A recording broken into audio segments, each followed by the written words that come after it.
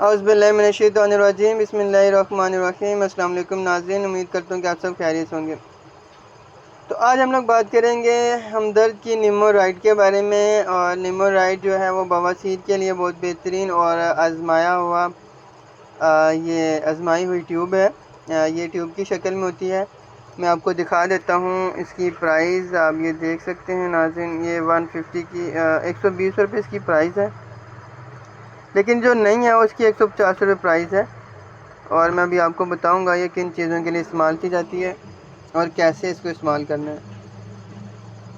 تو بات کر لیتے ہیں اس کے استعمال کی۔ تو ناظرین، یہ نیمورائڈ جو ہے بواسیر کے جو مسئلے ہوتے ہیں ان کو دور کرنے کے لیے بہت بہترین ہے۔ اس کے علاوہ جو اس کا فارمولا وہ اسی طرح ترتیب دیا جاتا ہے کہ بواسیر کے جو مسئلے ہیں اور بواسیر کی وجہ سے جو درد ہوتی ہے اور اس کی وجہ سے جو جلن ہوتی ہے، اور ان کو دور کرنے کے لیے یہ بہت بہترین ہے۔ اس کے علاوہ جو ورم بن جاتا ہے بواسیر کے ساتھ ساتھ، تو اس کو بھی یہ ختم کرنے کے لیے بہت بہترین اور بہت اچھی چیز ہے۔ اس کے علاوہ جو درد ہوتی ہے، خارش کو یہ دور کرتی ہے، اور اگر آپ کو بواسیر میں خون آ رہا ہے تو اس کے لیے بھی یہ بہت بہترین ہے۔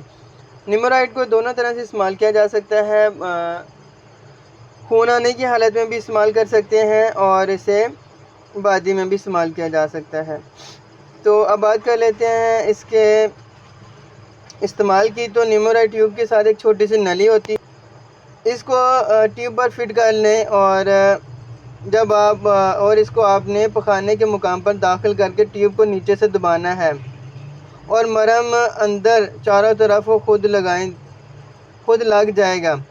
رات سوتے وقت صبح رفع حاجت کے بعد استعمال کرنا چاہیے۔ رات کو آپ سوتے وقت اسے استعمال کریں یا صبح رفع حاجت کے بعد، ویسے دن میں ایک بار بھی استعمال کیا جا سکتا ہے، اور بالخصوص رفع حاجت کے بعد ہی آپ نے اس کو استعمال کرنا ہے۔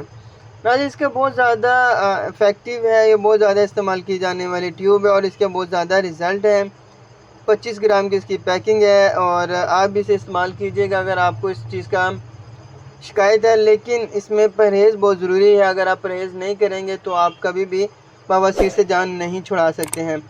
پرہیز میں آپ کو گرم چیزیں نہیں کھانی، مرچ مسالے والی چیزیں نہیں کھانی، باہر کی جو چیزیں ہیں جیسے برگر، شاورمے اور مرچ مسالے والے کھانوں سے آپ نے پرہیز کرنا ہے۔ کوشش کریں زیادہ سے زیادہ دہی کا استعمال کرنے کی یا اس طرح کی چیزوں کی، تاکہ آپ کا معدہ اتنا گرم نہ ہو اور آپ کو اس شکایت نہ ہو۔